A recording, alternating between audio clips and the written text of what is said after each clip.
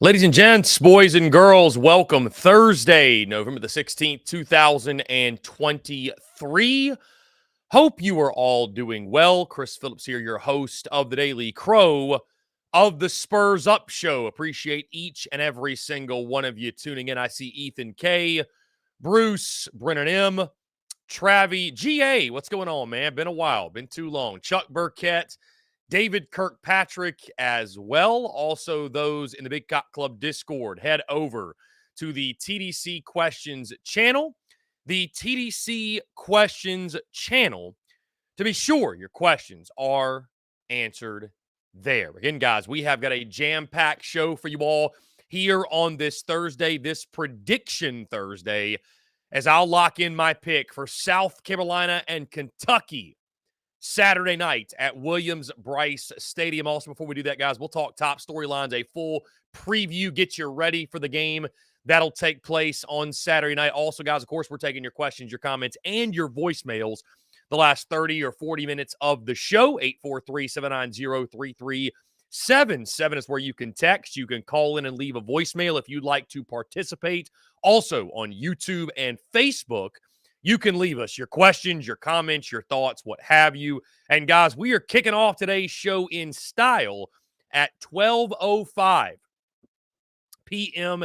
Eastern Time. Our good friend Marc Ryan of the Fan Upstate, he will join the show to talk all things Gamecocks, college football, everything in between. Again, guys, thank you all so much for your continued love, your support. TSUS would not be what it is.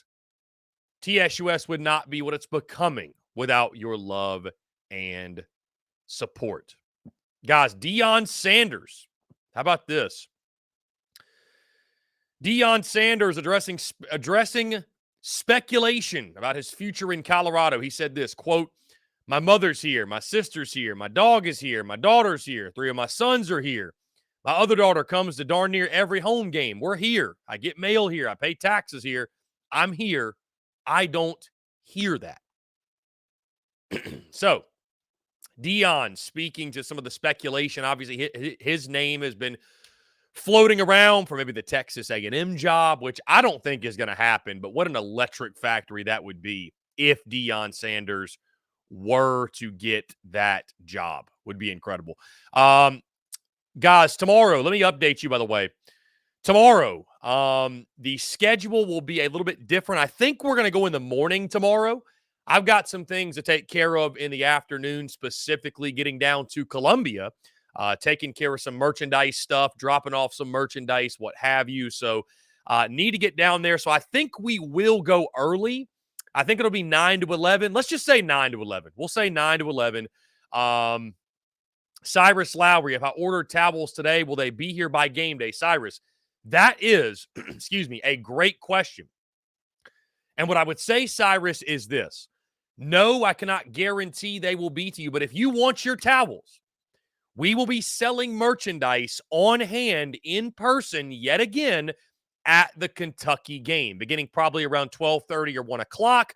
We'll have a stand set up. It's at the S&G parking lot right next to Waffle House outside of Williams-Brice Stadium. So that is the best way to get your merchandise, including your Beamer Ball towels, Cyrus, and everybody else. If you want a towel at this point, the best way to do that, stop by in the S&G parking lot before kickoff. We'll have plenty of towels for sale. That is the Beamer Ball towels specifically. We'll have koozies. We've got T-shirts. We've got hats. We've got tumblers. We got literally anything and everything you can think of. So be sure, Cyrus, and everyone else to stop by there. Again, we will have plenty of towels on sale for you guys, along with other merchandise as well. And again, Cyrus, I appreciate you asking, guys. Appreciate you all, your love, your support, especially on the merchandise side of the business. Guys, that being said, again, like I mentioned, top storylines are upcoming for South Carolina, Kentucky. The preview of Saturday's game. GA in the Discord says, "Miss y'all, life's been weird lately. Hope to be around more." GA, you're the man. I appreciate you, man. Hey, here for you if you need anything. Also, guys, again, locking in my prediction for South Carolina, Kentucky here on this Thursday.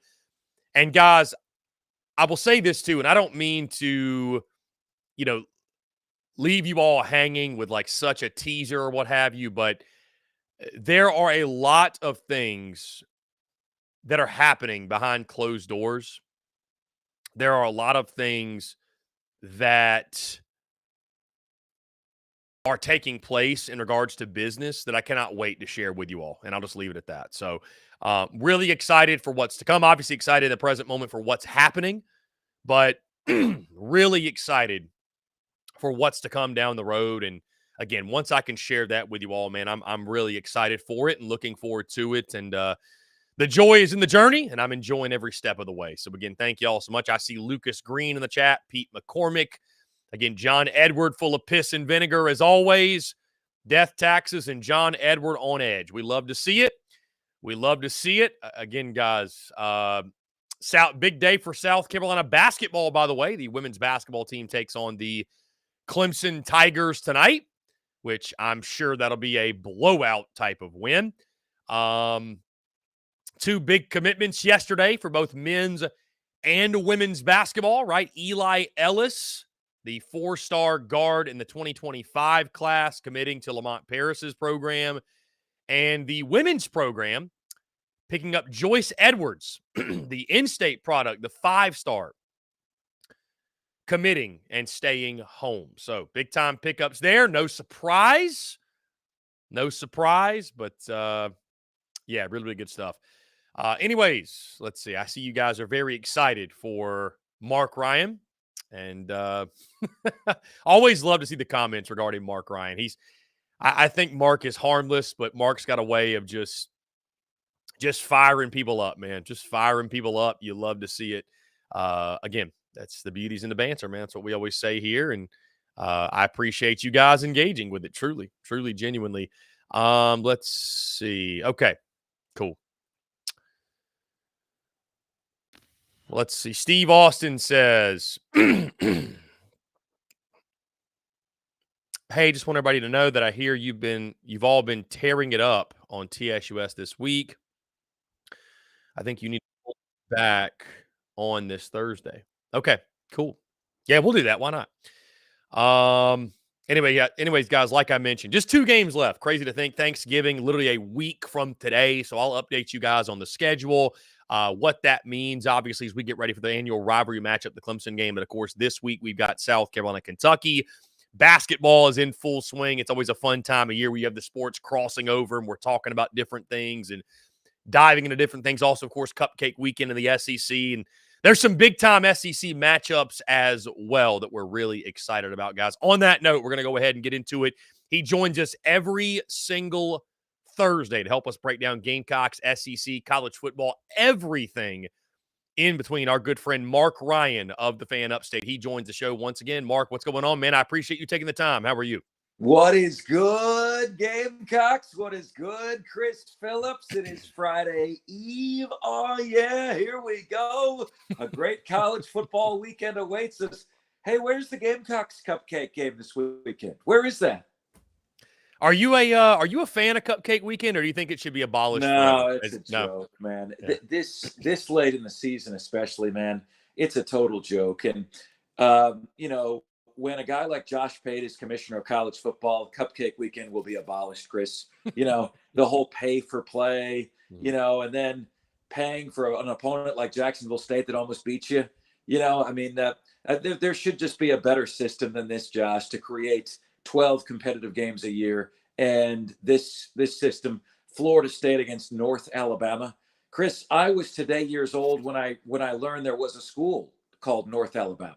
All right. So we got to put an end to that nonsense, man. Let's make it happen. So what about, though, Marc, I'll say this, just a little bit of pushback here, because I get what you're saying, right? Cupcake Weekend, it feels like it serves no purpose. But we had the play-by-play voice of Furman on the show over the summer, and he talked about the value that it has for a school like that. What about schools like a Furman, a Wofford, a PC, who maybe depend on that payday? What would you say about, because I get what you're saying, obviously. We want to see, like, the 2020 COVID year, that was a terrible year, obviously, for many reasons, but seeing just 10 SEC games was incredible, right? I mean, it was primetime matchups every week, but I don't know. Like, there's a part of me, like, I have a soft spot where I'm like, I'm glad it helps out a Furman, for example.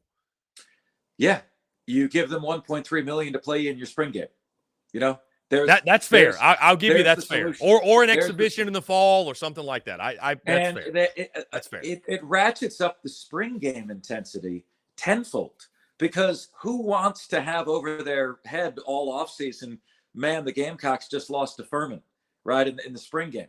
Who wants 4 months of digesting that and getting made fun of for that? So you got a significant level of intensity.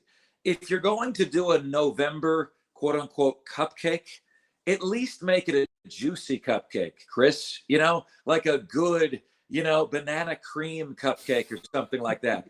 Give me, you know, Ole Miss Tulane, but give that to me in November. Give me Florida Liberty in November. You know, give me South Carolina Boise State in November. So it may not be an SEC game, but you better bring your lunch pail or you're going to wear an embarrassing L.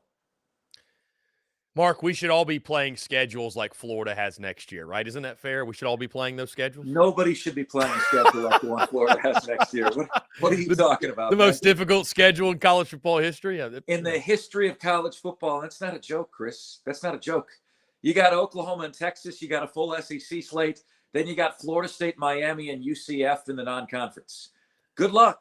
Good luck. And while we're at it, Chris, I'll let you know my stance on Billy Napier has changed. You can't embarrass the fan base 2 weeks in a row and have the expectations remain the same. You can't do that, okay? Losing to an Arkansas team that got spanked by Auburn the next week, mediocre Auburn, and giving Arkansas their only win in the SEC this year, inexcusable. Setting a defensive record for futility in the over 100-year history of Florida football. Never had a team given up more than 700 yards. That happened? No. Billy Napier's on notice, Chris. 8 games next year, 8 wins next year in the regular season against the most difficult schedule in college football history, or else. And I'll have you know, Josh Pate told me yesterday that he doesn't believe Billy Napier is going to lose his job this year. But if they lose the last 2 games in ugly fashion, his replacement is not off the table. You know, his ouster is not off the table. And that just goes to show you, Chris, it shows you the difference in expectation at a program like Florida to a program like Penn State, where Dan Mullen and James Franklin had identical winning percentage of 694. That got Dan Mullen fired. That got James Franklin an extension. It shows you the difference in expectations at a program like Florida compared to South Carolina, where, you know, 7-5 seasons get Ron Zook fired. It gets coaches at South Carolina statue. If I could have one thing that I would say to South Carolina fans, it's time to up your expectations. And I know South Carolina fans are saying, no, up yours, Marc Ryan. But I'm saying, no, it's time to up your expectations. That is my tough love for you. And Marc, I wanted to get into that, but you just touched on it. Obviously, the comments that Josh Pate had. And I mean, your thoughts if Florida were to make a move on Billy Napier this offseason. I mean, do you feel like that'd be the right move? Do you think 2 years and done? Do you think the 2-year body of work, in your opinion, let's say they do lose the next 2, which they very well could. I mean, they've got Missouri in Como, who Mizzou has been fantastic this year. And then, of course, Florida State. If they lose the next 2, I mean, is it a situation where would you be calling for Napier's head? Would you think it's the wrong move? Would you be kind of in the middle and say, well, if they want to make the move, I understand. If not, you'll welcome him back? Like, where would you fall on that? Chris, if it was just something as easy as, man, we see a lot of good signs, it's just going to take time to build it, I would say, brother, you know, give him time to build it, because if you build it, they will come. But Chris, Florida plays like a dumb football team. You know, he doesn't hire a special teams coordinator. The team can't get out there in time to kick a field goal against Arkansas. They get penalized 5 yards. That 5 yards was the difference between the kick from Smack, best name for a kicker ever, by the way, Smack. the kick from Smack, also a radio host. The 5-yard penalty was the difference between that kick being good and bad, right? And that's the difference between winning and losing against Arkansas. Some of the play calls that Billy Napier is responsible for, some of the decisions to go for it on fourth down have been senseless, right? First game of the year, you got two guys with the same number. I've never even heard of that on the field at the same time against Utah. So the lack of organization, the lack of attention to detail is very, very concerning. Now, I had a friend say to me over the weekend, we do a group text, Chris, all of my Gator grad friends, and a friend said to me, Mark, if Billy Napier can't keep our recruiting class together, he really holds no more value. There's now 3 players that have left what was once top 3 class. And there is a concern that the top 3 class is going to become a top 5 class, is going to become a top 7 class, is going to become a top 10 class. And now all of a sudden, this class that was the saving grace for Billy Napier is now the 6th best class in the SEC. It's not there today, Chris, but that is the worry as what is unfolding here keeps happening. No one understands the word commitment anymore. No one. Okay, kids don't understand it. And it's fair to criticize a kid for committing and then switching his commitments.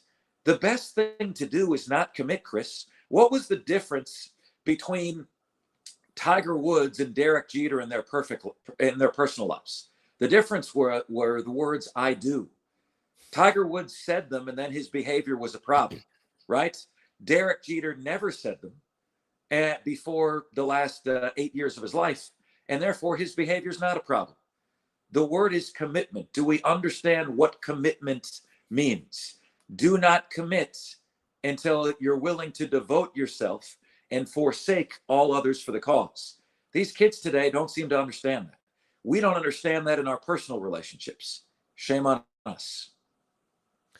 Mark, you mentioned the commitment to excellence, the commitment to winning, raising expectations, and a program that has no problem with high expectations is Texas A&M, who just fired their head coach, paid Jimbo Fisher $75 million, might I add, to walk because he wasn't meeting expectations. Mississippi State, in a much different situation, also fired their head coach in Zach Arnett. What is your take on those two situations and thoughts on where those two programs may go from here? Yeah, and Josh Pate had some really interesting scoop on A&M the last couple of days. He said, look, no one saw Lincoln Riley happen before it did. No one saw Brian Kelly happen before it did. There are some big names that have interest in this position, and it may be a situation, Chris, where you don't know it until it's announced. And then it's whoa, Brian Kelly to Notre Dame? Under the cloud of darkness, driving his SUV out of South Bend at 3 a.m. in the morning. Like, how does that happen? It just may be a situation like that because, as you know, Chris, money talks. On the Mississippi State side, this is going to surprise you. I support the decision. It is unbelievable to me when we looked at the Miami football program.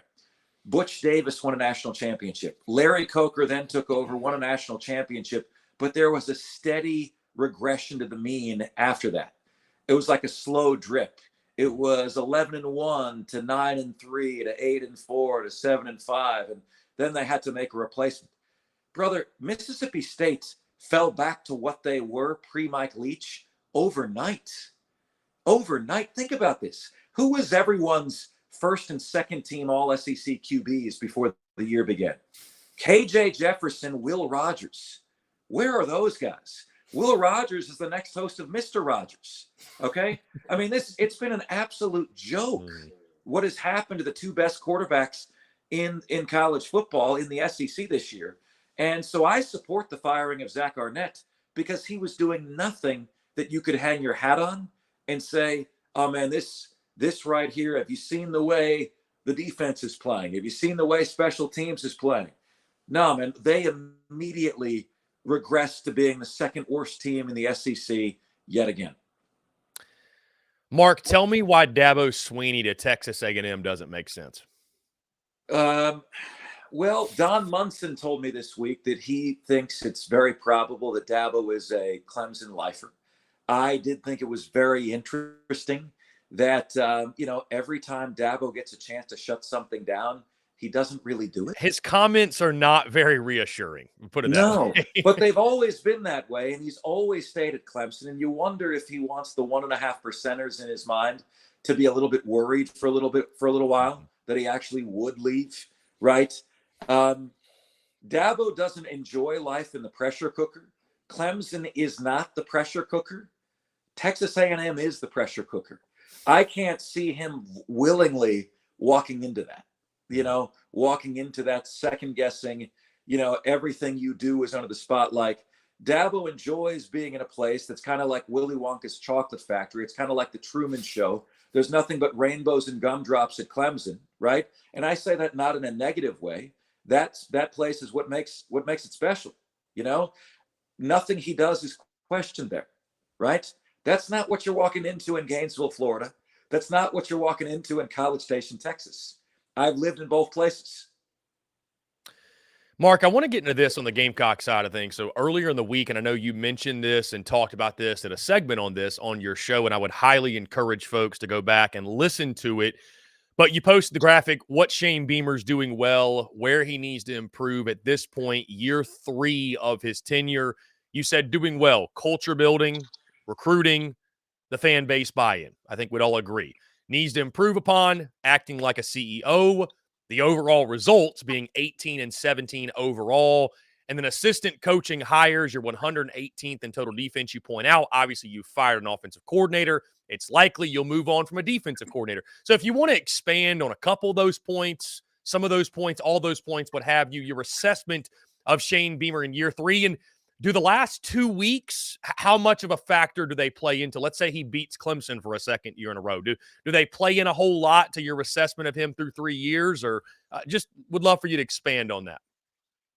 We cannot get to a place with my fellow Gamecock friends, Chris, and you're one of them.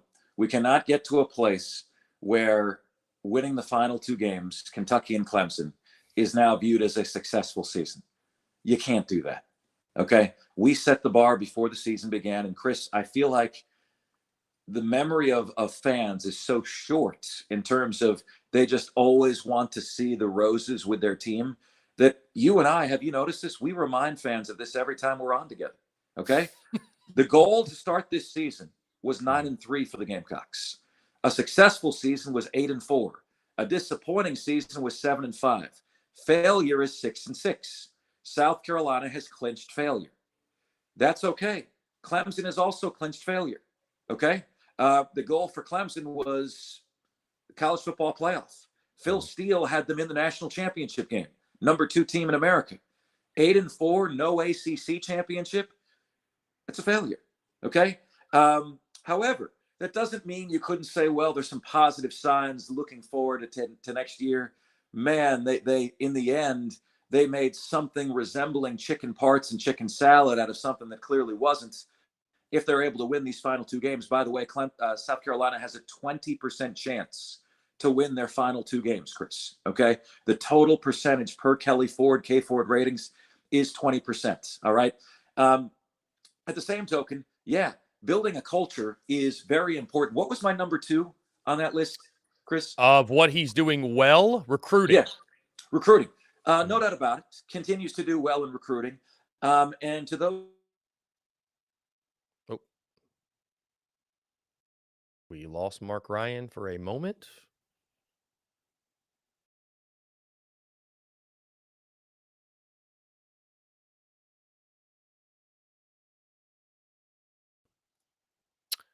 Okay, we're going to try to get Marc Ryan back in here. I think for some reason something happened.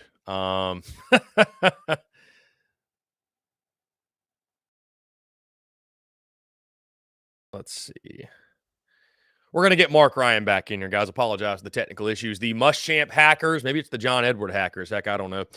Somebody trying to hack the feed. All right, here we go. There he is. The hackers Chris, strike once again. I apologize. I gotta have you show me how to turn this thing off where if I get a phone call, it just boots me from the feed. Like I want a spam call to boot me from the Daily Crow. That's the Muschamp hackers, man. That's the Muschamp hackers. By the way, this show might as well be called The Daily Marc Ryan Eats His Crow, because that's what it feels like a lot of times when I'm stepping in here.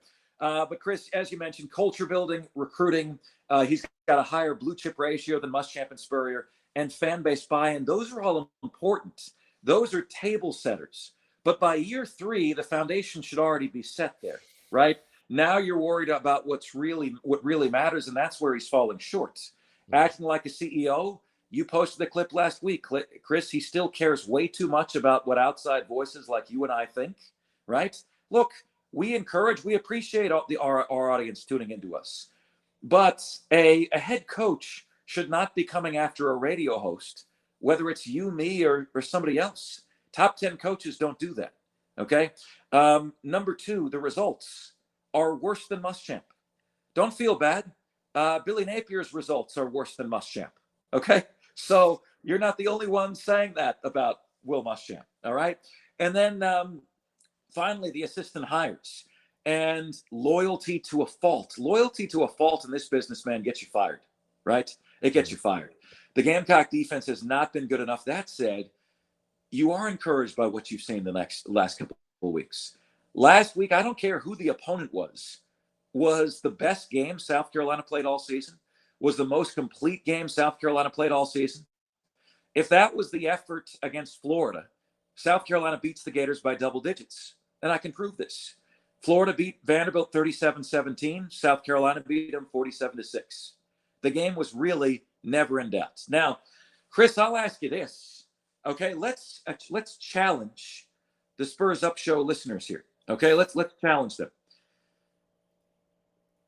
Will Shane Beamer make a 12-team college football playoff before the year 2030? And I'm going to qualify that with this, Chris. He damn well better if the fan base's expectations are in the right place. Okay? If you guys have an out clause for him not to make a college football playoff in the 2020s, you're destined to always be an afterthought in the SEC. Okay? Because by that point, this is year 3. Year 1 was 2021. You're giving them 9 years to make a college football playoff with 12 teams. 9 years to become the 3rd best team in the SEC 1 year. Because you know as well as I do, at least 3 teams from the SEC are going to make that every single year. You damn well better make a 12-team college football playoff in the 2020s. And if it's okay with you as a fan of the Gamecocks that they don't, your program is always going to be an afterthought. Up your expectation. I will accept all the up yours coming from you guys to me, but up your expectations. That's the only way. Ultimately, your program will be a reflection of what you accept. Do not accept less than that. Dawn Staley, by the way, isn't helping Shane Beamer out at all. Well, she is in terms of support, morale, all that stuff. But in terms of what she's achieved, you know, the whole, well, we haven't won here before. That holds no water because what was South Carolina Lady Gamecocks basketball before Dawn Staley got there? Now she's getting the number 2 recruit in America. You know, you get the right person. That's all that matters. You get the right person. You find your Urban Meyer. You find your young Steve Spurrier. And you're the Lady Gamecocks in football overnight. What part of the Gamecock infrastructure is not playoff worthy? Do you have the right conference? Yes. Do you have a passionate fan base? Yes. Right? Do you have the financial resources? Yes. The only thing you don't have is the history that your own fan base doesn't stop to remind you of. Okay? No. Can't fire Will Muschamp. He won 23 games in his first 3 years. That was the most ever for a Gamecock coach. Well, sir, that's not even 8 wins a year, but it's the most ever. Well, if you keep doing what you've always done, you'll always get what you've always gotten, right? Flush that crap. It's a new day. Beamer, you're on the clock.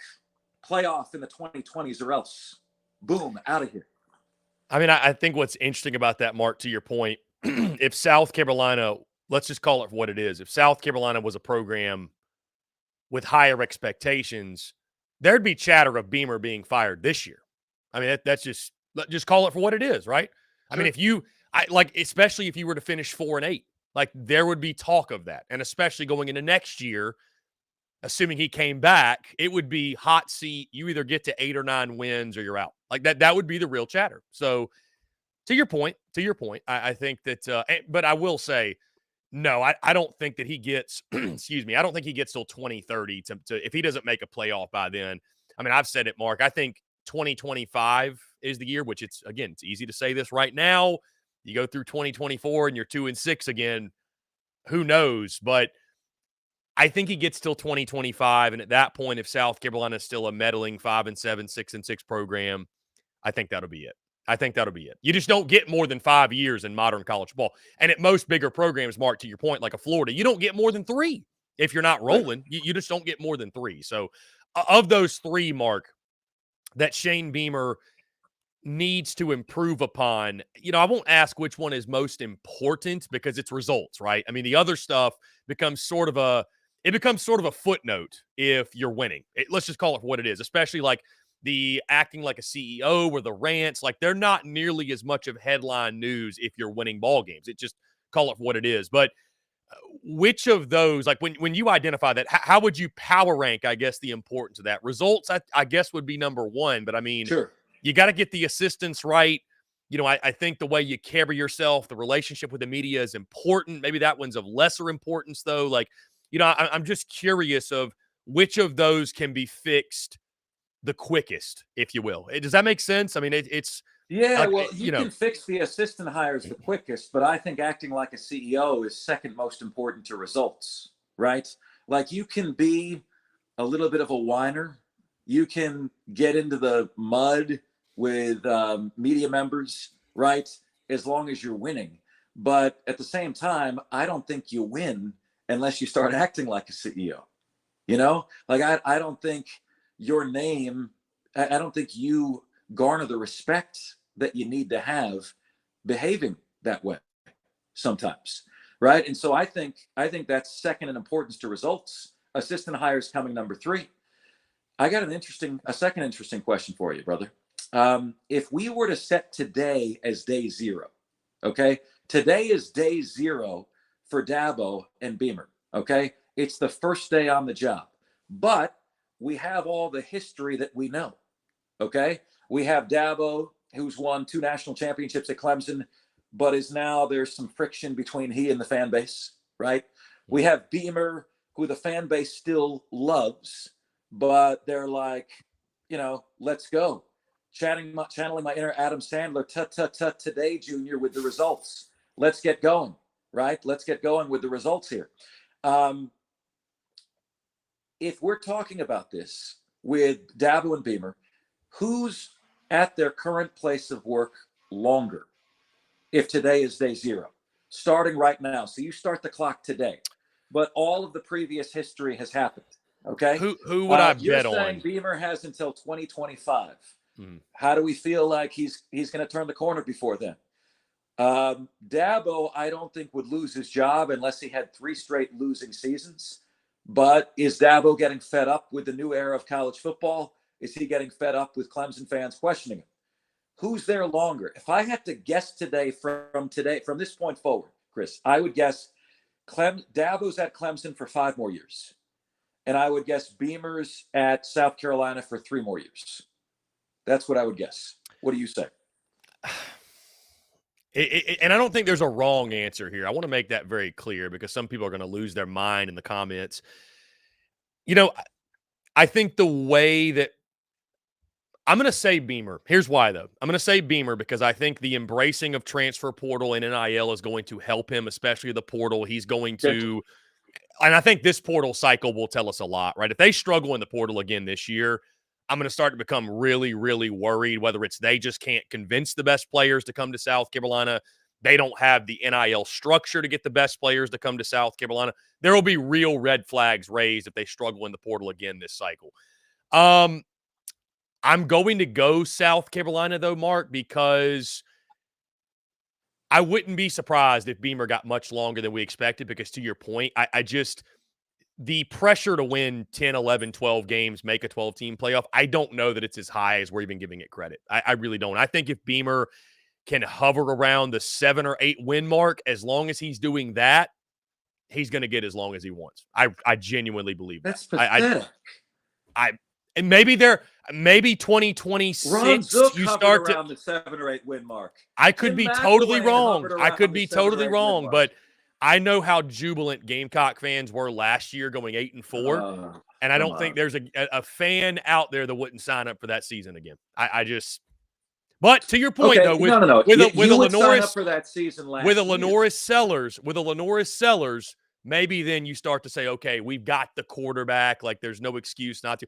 With that being said, though, I still think Beamer. I think he'll get a longer leash even than a Dabo would get. Because to your point, I think Dabo is going to get fed up with transfer portal NIL much more quickly because this thing's just getting started, Mark. You know that. I mean, it's only going to get crazier and crazier, and the word commitment is going to mean less and less and less. And Mark, we were talking about the show yesterday, like people talking about is Juice Wells going to come back? And a lot of it has to do with NIL. You have to start evaluating this as like, this is a pro sports organization where you have a salary cap. And every team has a salary cap, whether you want to admit it or not. Every team has a limited number of NIL resources that they have to distribute. So I was saying that as much as I'd love Juice Wells to come back, maybe you second guess and say he's got to come back for the right price because you only have so much money to give out. I don't know that Dabo wants to live in that world. You know what I mean? So, no, Chris, you're losing me with that, man. But I got to say, I do think it would improve college football. On the show today, right off the top at 3 p.m., your 3 ideas to improve college football, to help the college football. One of them to me is, you got to have contracts that tie coaches and players to their teams through the end of the season, Chris. Not the end of November, the end of the season. Contracts tie you to your school. There's no breaking them. Ironclad, okay? Number 2, I want salary caps for coaches, and I want salary caps for schools, for, NIL money. Okay, our salary cap at Alabama is $10 million. We have $10 million. Well, this 5-star quarterback is going to cost us $3 million. Can't afford it, right? Can't afford the $3 million quarterback because we got too much NIL money tied up in other things. This Tennessee quarterback, Yama Lieva, got $8 million or whatever. It's ridiculous. Florida lost the quarterback last year that's now at Arizona State because they wouldn't come on with $8 to $10 million. It's ridiculous, Chris. You can't have it be the Wild West. You don't even want it to be Major League Baseball, where the richest teams always have the best chance, or the English Premier League, where the richest teams always have the best chance. You want a somewhat level playing field, and you want to be able to enforce it. And then you want employed by the NCAA compliance officers on every campus with bodyguard protection to do their jobs and to root out wrongdoing. There are solutions to this mess. There really are, but you got to actively search for them. I know the entire conversation, though, Mark, makes you cringe, especially like when you start talking about salary cap like that. It's NFL light, man. Like it really is just NFL light at that point. It's no longer the college football that we grew up with or we knew and loved. It's a completely different animal now. Hey, Chris, let's wake up, buddy. It already isn't the same college football. I know. We're already I'm just there. right. Already employees, right? Did you hear the conversation Lane Kiffin had with the guy he kicked off his team? Did that sound like a student-teacher relationship? Or did that sound like an employee-employer conversation, right? That was an employer firing an employee for failure to report to the job, right? That's what that was. We're already there. So if we're already there with employer and employee, why can't we be there with salary caps and with contracts? Oh, no, brother. There's no opting out of bowl games. No, Juice Wells. There's no opting out of a season, okay? The doctor says you can go. You want your scholarship, you go. You play. Okay? No BS. None of that crap. Right? I like it. That would improve the health of college football. On sides, I say Mark Ryan on that take. On sides to take one from your show. South Carolina, Kentucky, Mark. You're picking the Gamecocks to win this football game. I'm picking the Gamecocks to win this football game. 35-34. I don't feel good about it, Mark. I wouldn't feel good about it if I was taking Kentucky. I think Kentucky's the better football team. But momentum is such a big deal in college football, especially with 18 to 22-year-old athletes. The game is at Williams-Brice Stadium at night. Am I relying on the intangibles too much? Like when you look at this game, you've got South Carolina. Just tell me why. Give me a reason why. I want to, Chris, and I will, but I want to highlight this Sir Big Spurs burner who has a good message here.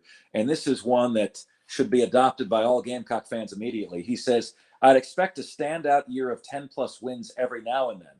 And if that didn't happen, I definitely see a consistent 8-win coach getting the can. Yeah, Chris, Gamecock fans should be elated by an 8-win season last year. But last year's season should no longer be acceptable 2 years from now. See what I'm saying? With what he took over to win 8 games last year was great, right? But if it's always 8 wins, if 8 wins is the ceiling, you got the wrong guy. To your point on Kentucky, both Clemson and South Carolina are playing higher-ranked opponents this week. North Carolina's number 20 in the college football playoff rankings. Clemson's unranked. The most respected ranking service in America is Bill Connolly's S&P Plus. South Carolina is 50th. Kentucky is 31st. I think the Palmetto State goes 2-0 this weekend, Chris. 2-0.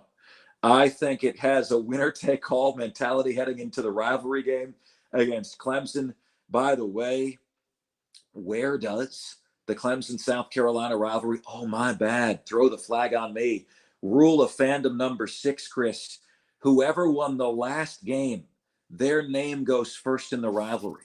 So it's South Carolina Clemson. Where does it rank among the most hate-filled rivalries in college football?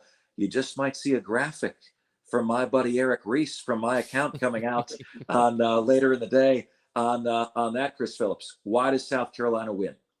South Carolina wins because Kentucky's not playing for anything anymore, because they got their tails whipped by Alabama last week, and they're a little bit mentally hurt by that. They're a little bit physically banged up by that still, right?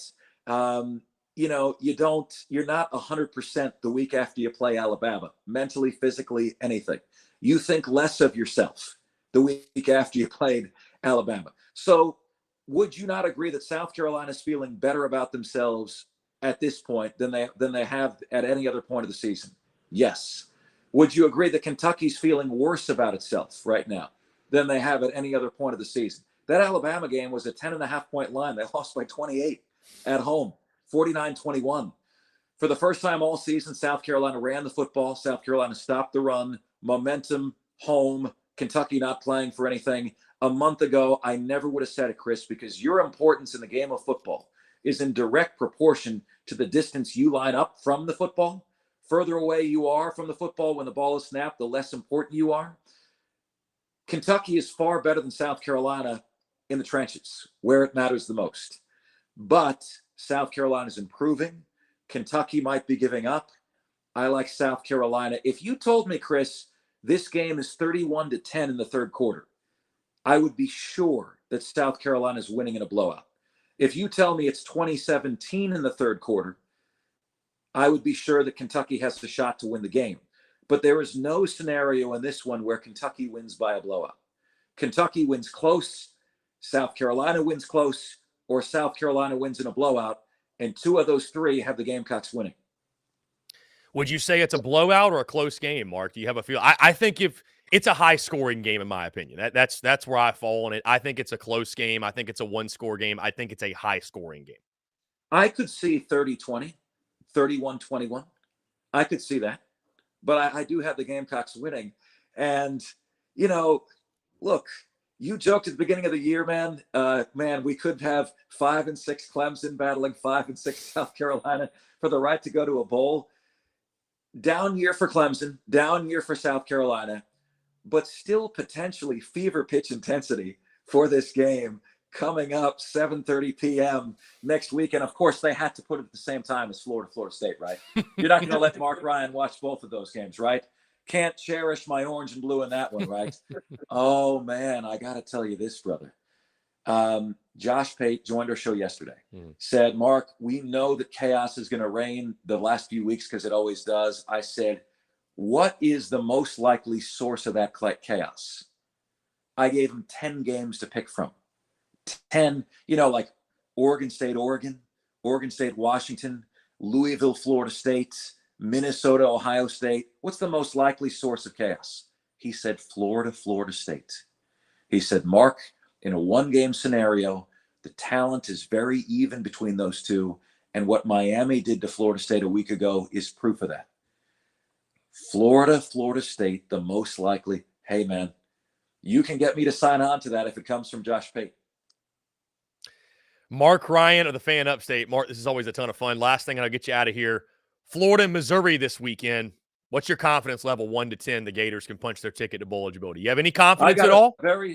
I got a very strong confidence level, Chris, of -30 in this game. Best bet you could make on the week is Missouri -11.5. Chris, it might be Missouri -11.5. They might have that spread beat by the end of quarter one. Okay. Come on, man. Come on. They have a zone concept that Florida's going to have a ton of issue with. You know, the Eli Drinkwood success does speak to preaching patience with a head coaching regime, what he's done and how he's done it. I can't see how anyone's friends with that guy. Did you see how he shook hands with Josh Heupel? There's a video of that out now. We stand on business, Josh. We stand on business. What does that mean? What does that mean? We stand on business, like we mean what we say. We're legit. Like because I think Heupel said something that week about, I don't know, but to say that, you stand on business, like you stand on your word, you're a man of your word, like we're confident in who we are, type of deal. So, okay, well, I'm confident in who they are too. Okay, so I'm very confident in who Missouri is, and I'm very confident that Florida's not going to have much to say about it. If I'm wrong, please delete this portion of the broadcast, Chris. Please don't do anything like send it to Freezing Cold Takes or anything like that. But I have less than zero confidence this week against Missouri. You have a smart, well-coached team that is inferior in talent to Florida, and it's going to make no difference whatsoever. Missouri, big. Yeah, well said. I'm taking Missouri as well for what it's worth. Marc Ryan of the Fan Upstate.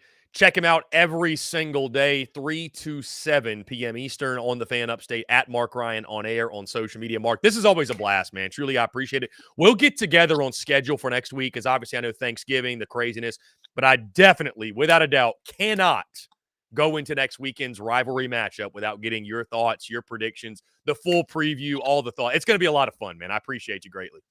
I can't wait. Thank you so much, guys. Be well. Yeah, man. We'll talk soon. Guys, great stuff from Marc Ryan. That conversation is always a blast. And I get people that ask me sometimes, Chris, why do you have Marc Ryan on your show? That conversation is a great example why. Guys, we're going to jump into a quick break. On the other side, full preview, top storylines of South Carolina and Kentucky at Williams-Brice Stadium. Guys, all that and more on the other side of this break. You're tuned in to The Daily Crow. The Daily Crow is also brought to you by our friends over at A1 Air Quality Consultants. Headaches, coughing, running nose while in the office or just in your home. Call A1 Air Quality Consultants to have your air checked today. From Columbia to Asheville, Anderson to Charlotte, they are your breath of fresh air for all of your air quality needs. Be sure to give them a call or shoot them a text today at 864-619-2092. That's 864-619-2092. You can also contact them via email at a1airqualityconsultants@gmail.com. Be sure to check them out. We thank A1 Air Quality Consultants for their love and support of the Spurs Up Show, and tell them that Chris from the Spurs Up Show sent ya.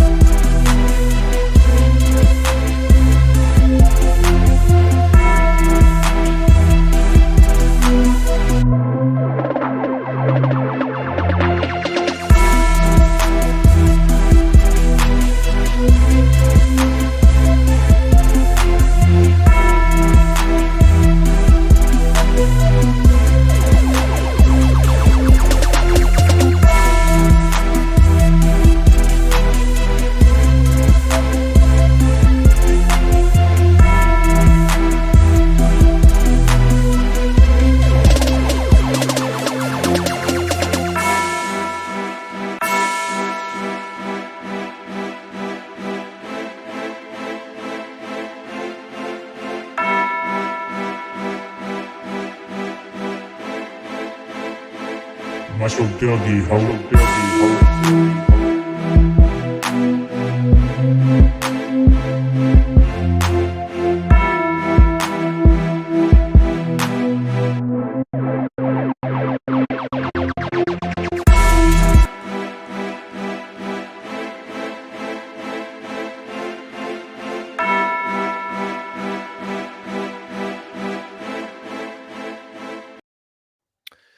Ladies and gents, boys and girls, we are back here on this Thursday, November the 16th, 2023.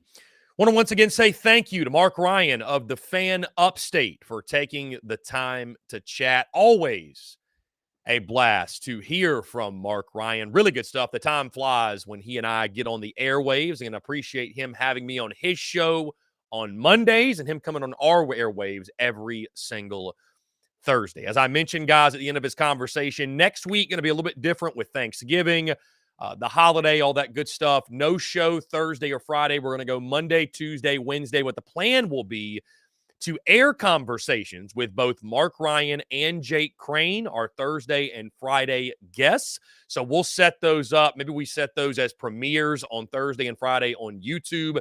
You guys can check those out. Either way, guys, we will have the content rolling, content bleeding out of the eyeballs, and definitely want to get the takes of Marc Ryan and Jake Crane on the Palmetto Bowl between the Gamecocks and Tigers next weekend. With that being said, guys, South Carolina and Kentucky set to do battle Saturday night, a pivotal SEC matchup in the final SEC matchup for both of these respective schools in the 2023 season. And we're breaking it all down, previewing this game, our top storylines for South Carolina and Kentucky. And we start with the two head coaches, Shane Beamer against Mark Stoops. This series has all of a sudden, in the last, say, year and a half or so, this series has all of a sudden gotten a lot of extra juice, a lot of extra venom, if you will, because of the relationship between these two coaches. Let me take you back, guys, to last year, last summer in particular. Shane Beamer makes waves on social media, right, with the Turn My Swag On sunglasses video that got millions of views on social media, took the world by storm, the college football world at least. Not even 24 hours later, Mark Stoops goes on record talking about, we build a culture, not a climate, right? Anybody can put on a pair of stupid sunglasses and dance around and think they're changing a culture. And of course, I'm paraphrasing Mark Stoops' comments. So that was a big talking point and a big storyline going into last year's game. Well, we all recall what happened last year in Lexington. Gamecocks won at Kroger Field for the first time in a decade. And in the postgame, in the locker room, Shane Beamer was quick to point out those comments and say he talked about our culture, dancing around in stupid sunglasses, and Shane Beamer proceeded to put those quote-unquote stupid sunglasses on and practically dance on the grave of Mark Stoops and Kentucky.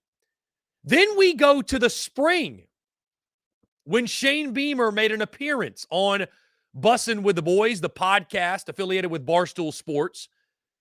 And he was asked by the Bussin' with the Boys guys, is there a coach out there in the SEC on your schedule who would you most want to fight? Anybody out there you want to fight?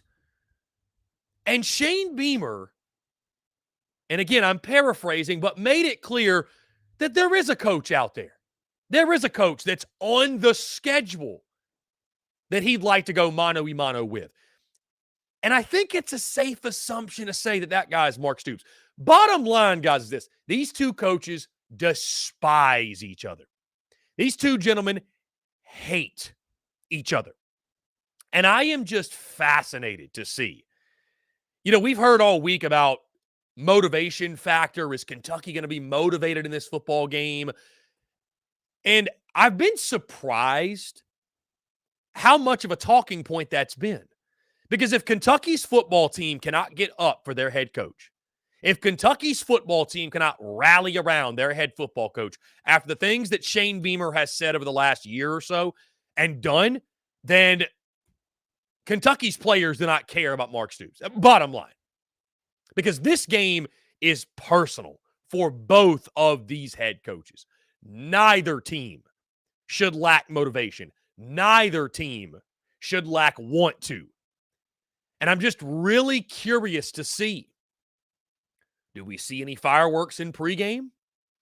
Do we see any fireworks in postgame and a handshake? Heck, we just saw Eli Drinkwitz and Josh Heupel have a bit of an exchange. Do we see something similar in this ball game? Because one thing is for certain, despite what they may say, Mark Stoops earlier this week trying to deflect and say, no, that people just make that up. There's nothing there. These two head coaches, in Shane Beamer and Mark Stoops, despise one another. And I think the winner in this ball game, I got a funny feeling the winner's going to let you know about it. They're going to let us all know about it, how they feel about the opposite side. So some extra venom added to this South Carolina series. Dare I say this South Carolina-Kentucky rivalry because of the relationship between these two head coaches. Now, as I've mentioned all week, guys, I think it's a shootout. I've taken the over in this ball game. You look at the offensive side for South Carolina. The Gamecocks, week after week after week, have called on Spencer Rattler and Xavier Legette to, for lack of a better way of putting it, bail them out time and time again. Where the defense is not able to stand up and stand tall. Hey, we need you guys to be not just good, but elite. Can Spencer Rattler and Xavier Legette and that duo do it again? Because to be fair, earlier this season, this team was called a one-man show, a one-trick pony. I won't go that far because there's a couple pieces, but there's only a couple. And so it's in the passing game, for the most part, it's Spencer Rattler and it's Xavier Legette. And if one of those two guys doesn't ball out, certainly if both, but if even just one of those two guys doesn't ball out, South Carolina does not win, in my opinion.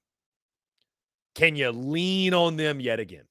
Can Spencer Rattler, who has been elite on the home field, you can question some of the competition. That's fair. That's fine, right? Furman, Mississippi State, Jacksonville State, Vanderbilt, and then, of course, the Florida game. So is this his stiffest test on the home field to date? Maybe so. Maybe you could say that. But you need the best version of Spencer Rattler yet again. And Xavier Legette, I'm not saying he's got to go for over 200 yards, but he's got to be special. He's got to be special for South Carolina. For this Gamecocks offense to operate at peak optimal capacity, he's got to be special, as does Spencer Rattler. Both those guys have to ball out. Can South Carolina lean on that duo once again? The battle of the running games taking place as well on Saturday night, guys. Mario Anderson against Ray Davis. This is one that's been sort of a talking point over the last 24, 36 hours, what have you. Of course, I went on record, our position unit comparisons. I gave Kentucky the nod. Some in the Anderson circle, I think, aren't too thrilled with that. I stand on business, though, and I stand on that. I think Kentucky, when you look at the running back room, you look at Ray Davis, I do give Kentucky the nod, the slight edge at the running back position. But when you talk running game, going to be a big part of this football game. Both running back rooms, I think, can have success. Kentucky's got a little bit more depth. Mario Anderson's been really good of late. But what do the big uglies do? Which group of big uglies is more consistent? Because both of these teams have had their issues. For a couple games there, Kentucky's running the football well, right? Ray Davis had that 240-yard game against Florida earlier the year. And it's not like he's been bad of late, but the running game hasn't been the force that it once was. Meanwhile, for South Carolina, you're getting more out of the running game against Jacksonville State, against Vanderbilt. But the running game's been somewhat hit or miss, right? I think fans will point to games against Mizzou and Tennessee and Texas A&M. But A lot of those yards came in trash time. Let's call it for what it is, right? A lot of garbage time yards there, but still, Mario Anderson been very, very good with the run, with the offensive line protection, the offensive line help that he's had at his disposal. I'm excited to see which running game will thrive on Saturday night because it's two capable groups, and I probably trust Kentucky's more because I think their offense is built more around running the football. But it's a pair of, on the line of scrimmage, both offensive lines have been inconsistent, and neither defensive line has been all that great at rushing the quarterback. And neither defensive line, they're both very comparable, right? Neither's elite at stopping the run. So the battle of the running games. And again, guys, like I mentioned, I stand on business. I said what I said. Lot in the Anderson circle are not too thrilled on social media, in case you haven't noticed. I'm curious. Is Mario Anderson running with a little extra edge on Saturday night? Curious to see that. Guys, I mentioned the passing game. Tight end is something. That was a fun conversation with South Carolina. The emergence of Joshua Simon, I think, has been really interesting and really fun to watch. Joshua Simon, guys, is just a physical specimen. And I'm surprised, honestly, how long it took for him to become more involved in the offensive attack. You know, I think the injury to Trey Knox has put more pressure on him. And, hey, pressure makes diamonds. He's made the most of it. I wonder how much more do we see Joshua Simon. Trey Knox should be good to go from what we've heard from Shane Beamer on Saturday night. Simon is a guy that is a matchup nightmare for opposing defenses. I'm curious, again, how they use him. You're looking for more out of the passing game. You need someone else to help Xavier Legette. You know, I know we feel good about what Omega Blake can be, what Amarian Brown can be, what he can do, but Joshua Simon, I think, has been putting together some nice performances of late. Maybe, just maybe, he's more involved and becomes a bigger part of this offense. Switching sides of the football, guys. The South Carolina defense coming off their best game of the season by far. The question is this: was the Vandy performance a one-off, or are there real signs of improvement for the South Carolina defense? Like, did South Carolina find something in that ball game, right? I tend to think a lot of the success had to do with the opponent, to be fair. I tend to think a lot of the success had to do with who you were playing. But, as I've mentioned before, the momentum built and the confidence gained, you can't put a price tag on that. So all of a sudden, do we see South Carolina capitalizing on that? You know, flying around a little bit differently, playing with, dare I say, a little bit of a different motor. Do we see that on Saturday night, or does it revert back to what we saw in even the Jacksonville State game and certainly the rest of SEC play? Sticking with the Gamecocks defense, guys, I'm just curious what South Carolina does to pressure Devin Leary, right? Because this is going to be a game where I think you need to be aggressive defensively. And Devin Leary, he's been better of late, but he hasn't been great by any means, right? Devin Leary has not lived up to the preseason hype and expectations, has not been the dude that many folks thought he would be in this Liam Cohen system and this Liam Cohen offensive attack. Do we see South Carolina send more than 4? Do we see them, you know, the scheme has changed a little bit over the last couple of weeks. Do we see that continue? How do the Gamecocks get after Devin Leary? Because he's got the weapons. He's got the weapons to work with. Got a nice tight end in Jordan Dingle. Got Barryon Brown on the outside at wide receiver. Got Dane Key at wide receiver on the outside. Kentucky has got the weapons to score and score a lot. You got to get pressure on Devin Leary. I expect South Carolina to load up the box, to slow down the run. Do we see them sending additional pressure? Speaking of the passing game, guys, again, South Carolina secondary looking good last week, but that was one game. That was against Vandy. Just the week prior, Jacksonville State went up and down the field on this defense. Can guys like Marcellus Dial, O'Donnell Fortune, Nicky Manwari, DQ Smith, the entire secondary, Keenan Nelson Jr. gaining some confidence. Can those guys not be elite? I expect Kentucky's going to get theirs. Can they limit the explosive plays? Can you limit the explosives? This is going to be a storyline for both defenses. Whichever defense does a better job of limiting those big-time explosive plays, those plays over the top, I'd almost argue, guys, whichever secondary makes more big plays, pass deflections, turnovers, what have you, that's who's going to win the football game. Because the big plays are going to be there. You look at both secondaries, guys, neither secondary is really all that good. Let's call it for what it is. South Carolina has been abysmal all season long, been exposed down the field. I'm not letting the Vandy game make me lose sight of what this defense is. I think Kentucky's going to take their shots. I think they're going to go downfield. The question is, when they do, not if, but when they do, can South Carolina secondary buckle down and have one of their better performances of the season? Guys, we saw South Carolina last weekend get a blocked punt, scoop and score. I mentioned Keenan Nelson Jr. He was the man on the block, the scoop, and the score. And it's games like these where we've seen special teams over the last 2+ seasons show up, show out, be a difference maker for South Carolina. Maybe in a game in which you're an underdog. You're playing a team that top to bottom is better than you. How do you pull an upset? You make a game-changing play in the special teams facet. Does the Beamer ball magic continue? You know, before that block punt, we saw South Carolina get close time and time again, and they just weren't quite getting there for whatever reason. Finally, you broke the seal against Vandy. Is it a situation in which those come in bunches? Do we see South Carolina attack on special teams like we're so accustomed to seeing? And do we see the Gamecocks make that game-changing special teams play that we have become so accustomed to seeing over the last 2+ years? Finally, guys, the intangibles are always fascinating in college football, and there's something that you have to account for them, right? You cannot talk about a college football game without talking about the intangibles, because these are 18 to 22-year-old college athletes, right?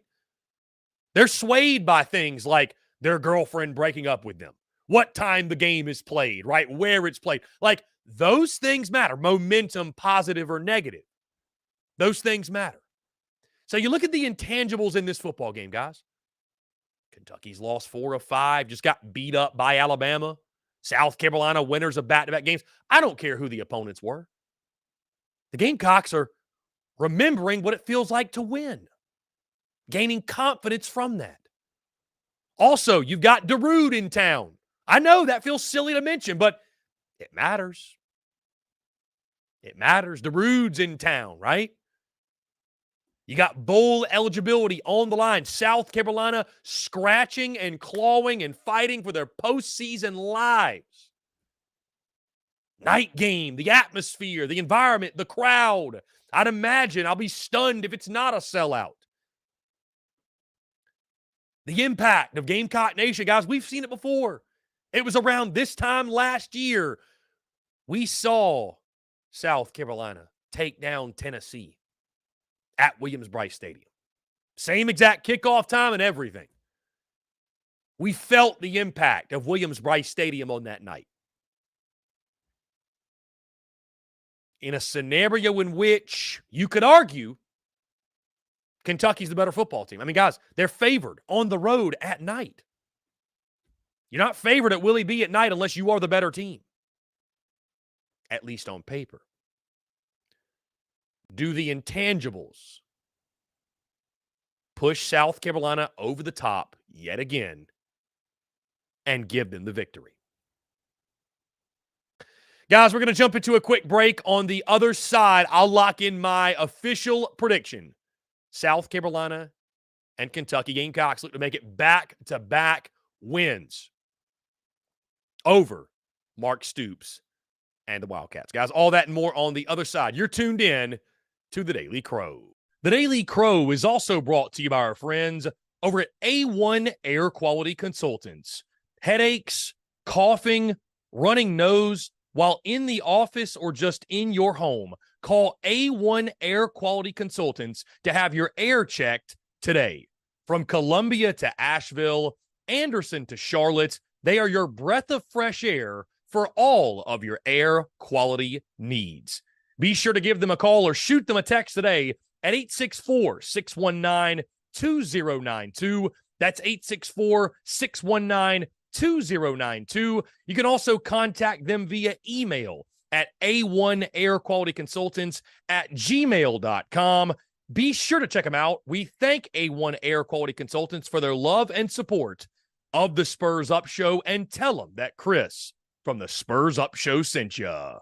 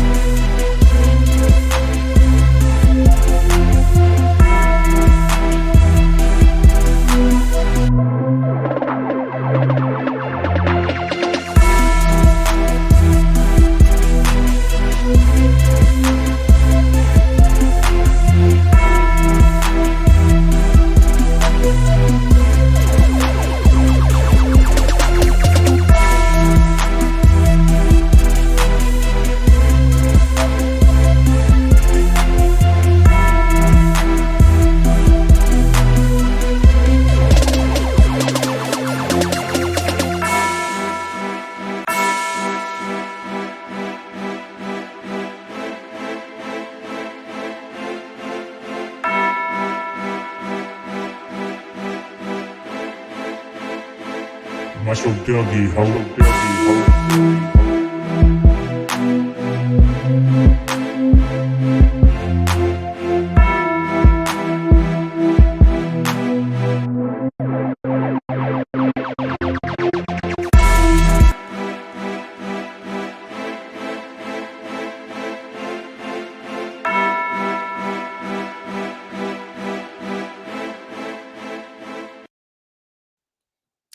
Ladies and gents, boys and girls, we are back here on this Thursday, November the 16th. Do not forget, last 30 minutes or so of the show, we're taking your questions, your comments, your voicemails at 843-790-3377. You can also leave your comments and questions in the YouTube chat, or if you're on Facebook as well. Again, guys, thank you all so much for tuning in. With that being said, we've broken it down. We've previewed it. Now it's time to predict it, as South Carolina looks to make it back-to-back wins over the Kentucky Wildcats. Admittedly, guys, if we go back to Monday, I was convinced Kentucky's winning this game by double digits. You look at these two football teams, and maybe I'm somewhat... And I try to remove, and I do remove, all biases, all preconceived notions, what we thought we knew about these football teams. I was higher on Kentucky than South Carolina in the preseason. I mentioned many times, I left SEC Media Days. Stock up, stock down. Kentucky was my stock up team. When you looked at who they returned, who they picked up in the transfer portal, and so you look at the Cats this year, they have not quite been what I and many others thought they would be, especially offensively, right? Devin Leary, it started early on, not really carving up lesser competition, was struggling. There was, couldn't make a lot of sense of it. Since then, he's come on, but has been somewhat of a disappointment. Barryon Brown, Dane Key, the great wide receivers, they haven't been quite as, quite the big-time playmakers we thought they'd be. Ray Davis has been really good. One of the leading rushers in the SEC, just under 1,000 yards, but, has been quiet the last couple of weeks. So Kentucky, a team right now, losers of 4 of their last 5, that despite that, I viewed and said, still know they're a good football team. Still know they have good players. They've hit a difficult part of their schedule, and they have not fared well in it. Let's just call it for what it is. Still, though, I will point out that Kentucky has the opportunity to get to 8 wins if they win their next 2, which is what I picked them at in the preseason. Either way, I digress. Then there's South Carolina, who has won back-to-back games, granted over Jacksonville State and Vanderbilt, but has generated some positive momentum, and looks like we'll learn more on Saturday and next Saturday against Clemson, but looks like they're improving in different areas, right? Maybe the offensive line is starting to come together. Spencer Rattler continues to play well. The defense, maybe they made some strides last weekend. The running game with Mario Anderson, what he's provided this season. So, but I looked at these two teams, guys. Monday of this week, I was ready to pick Kentucky to win this game by 10 plus. Truly. Pick Kentucky to win by double digits. And I still sit here today and tell you Kentucky is the better football team. They are the better football team, top to bottom. Gamecocks have the better quarterback. Gamecocks have the slight advantages here and there, but overall, Kentucky's a better football team than South Carolina.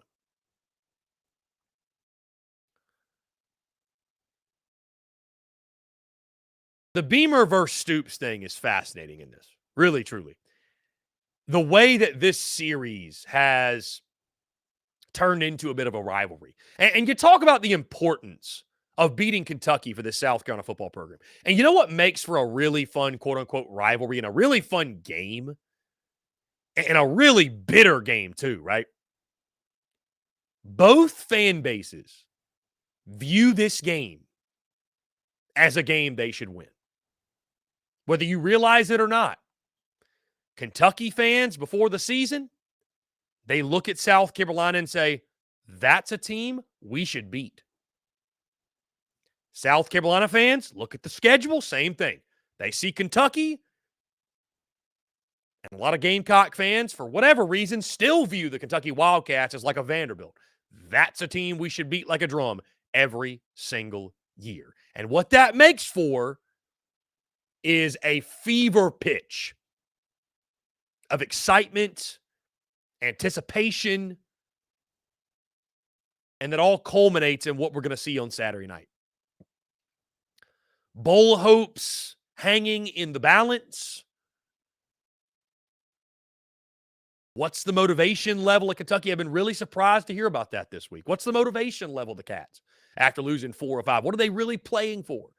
Meanwhile, South Carolina is fighting, scratching, and clawing for their postseason lives. And the question, and it's funny to talk to some folks, and because the question is, man, did South Carolina turn a corner against Vanderbilt? And I think that Vanderbilt win is making a lot of people forget who this football team is. Like, we know who this football team is, guys. This is a bad football team with a really good quarterback. A running back that's emerging, but as a whole, it's a bad football team with a really, really good quarterback. And when he's elite, and when he's on, and he's got a great wide receiver as well, when they're on, South Carolina can outscore anybody. I don't look at what South Carolina did defensively against Vanderbilt and say, man, those guys have turned a corner. Do you see how it was Vandy. It was Vandy. I think it was the exception, not the rule. I've been talking about this all week, guys. I love the over. Over 54.5, stealing. And this is a game that if South Carolina or Kentucky, whoever, you don't score 30 plus in this one, you don't have a chance to win. Another interesting tidbit. There's interesting statistics going in this game, but we're talking about the night game atmosphere, Willie B, Cock Vimber, all that. Kentucky's fared pretty well at night at Williams-Brice, guys. Think about it. Beat the Gamecocks in 2021. Lost in 2019. Beat them in 2017 in a game that was hyped up, blackout night game.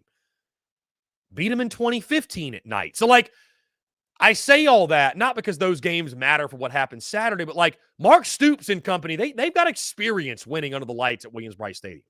The Gamecocks have lost 2 games at home at night in the Shane Beamer tenure. One of them was to Kentucky. The other to Clemson, your opponent next weekend. I see no scenario where this is not a high-scoring game. I see no scenario where this is not a close game. I do not think that Clayton White is going to have any answer for Ray Davis, the Kentucky running game. I think the Cats will be able to find balance with Barryon Brown, Dane Key, Jordan Dingle. I think Devin Leary. Why wouldn't he go off and have a great game, guys? He's been inconsistent, but the Gamecocks defense, every time they've played an opponent who's worth a damn, that opponent has had an offensive player have a banner day against South Carolina. I don't see that changing in this one. So Kentucky is going to score. And for South Carolina to win, they're going to have to score right back and keep up and make this thing a shootout. Similar to what happened in the Florida game. Wouldn't surprise me if this game played out very similarly to that one, where it's a high-scoring, high-flying type of affair. There are going to be opportunities for both quarterbacks downfield. I think both quarterbacks take advantage. I think South Carolina offensively, Spencer Rattler, Xavier Legette. I think the running game getting going in Mario Anderson. I think the Gamecocks will have enough balance. Spencer Rattler will be able to operate. The good news, guys, is this for the offensive line. Number one, it's a line that's been playing a little bit better of late, right? Wasn't great against Jacksonville State by any means, but maybe there's some continuity happening. Kentucky's not elite getting after the quarterback. They went up against Bama last weekend, who's just as bad as South Carolina protected the quarterback. They didn't touch Jalen Milroe. And if Spencer Rattler gets time, he's going to carve this Kentucky secondary up. So I think you're going to see Spencer Rattler have success. I think both offenses are going to shine in this one. Which defense makes more plays? Does special teams turn into a factor for South Carolina? Does Beamer ball show itself yet again?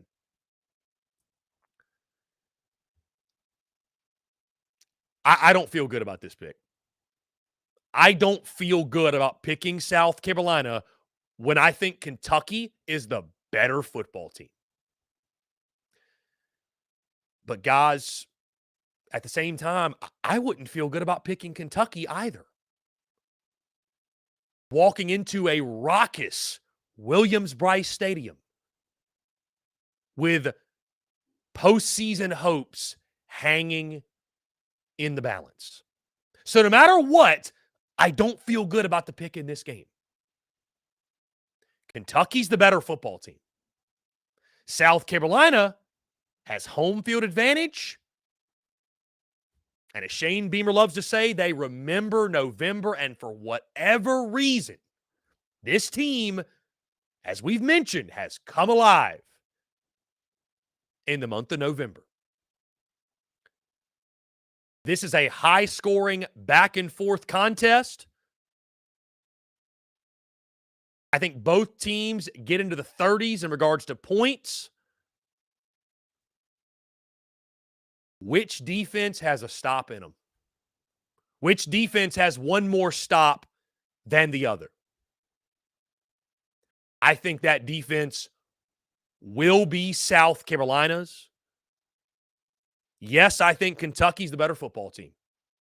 But South Carolina at home, at night, with the better quarterback, that typically spells success. That typically spells victory. And I think South Carolina will get that victory in a thriller at Williams-Brice Stadium. Guys, lock me in. Give me Gamecocks 35, Kentucky 34. And what I think is going to be a thrilling game. Again, I'm not counting on a lot of defensive stops, guys. I don't think that this team is what you saw against Vanderbilt. I don't think this team is what we saw against Vanderbilt. What scares me, admittedly, as you can tell, I'm going against my better logic. I'm going against my conscience. And the last time I did that was the Missouri game about a month ago. And Missouri kicked South Carolina's ass. The difference is this game is at home, at night, under the lights, Williams-Brice Stadium. And those intangibles just seem to play well for South Carolina. Again, guys, I don't feel good about the pick. I don't feel good about picking the Gamecocks, but I wouldn't feel good about picking Kentucky either. And so if I've got to go one way or the other, better quarterback at home, at night, typically spells success. I think it will for South Carolina. Guys, we're going to go ahead and jump into a quick break. With that being said, on the other side, our daily mailbag segment, taking your questions, your comments, and your voicemails here on this Thursday. All that and more, guys, on the side of this break. You're tuned in to the Daily Crow. The Daily Crow is also brought to you by our friends over at A1 Air Quality Consultants. Headaches, coughing, running nose, while in the office or just in your home, call A1 Air Quality Consultants to have your air checked today. From Columbia to Asheville, Anderson to Charlotte, they are your breath of fresh air for all of your air quality needs. Be sure to give them a call or shoot them a text today at 864-619-2092. That's 864-619-2092. You can also contact them via email at a1airqualityconsultants@gmail.com. Be sure to check them out. We thank A1 Air Quality Consultants for their love and support of the Spurs Up Show, and tell them that Chris from the Spurs Up Show sent ya.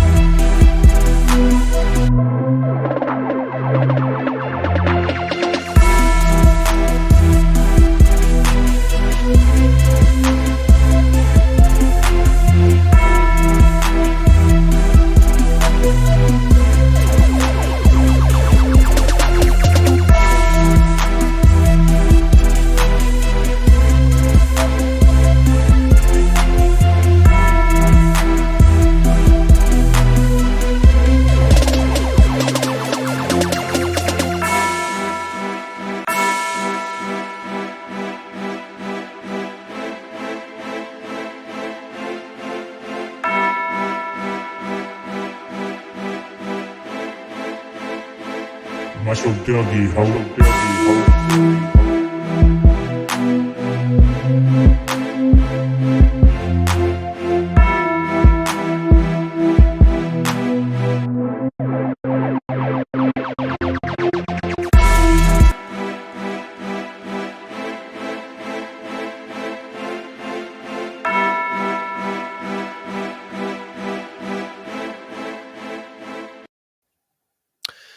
Ladies and gents, boys and girls, we are back here on this Thursday, November the 16th, 2023, and we are taking your questions, your comments, your voicemails as well in our daily mailbag segment. Guys, you can call in at 843-790-3377. You can text that number. You can also comment YouTube, Facebook as well. With that being said, we'll go ahead and get into some of these questions. The chat has been very, very active today. On the note, the conversation we're having, should Cupcake Weekend exist? Coleman Hall commented. He said, maybe just ban Group of 5 and FCS from playing FBS and Power 5, but then small programs would die from a lack of funds. Yeah, it's not an easy fix. It's not an easy fix for sure. It's not. Robbie Davis texting in. What's up, Chris? It's Robbie Davis. My Hall of Famer prediction for the girls' basketball game tonight, 89-60. South Carolina getting the W. Prediction for the football game this weekend, South Carolina 38, Kentucky 31. Tyler Ward says, what happened to the Steven Garcia calls? Tyler, we haven't had Steven Garcia on in quite some time. I mean, if you just are now realizing that, I don't know what to tell you. So it just, we went a different direction this year. I'll just leave it at that. We went a different direction this year.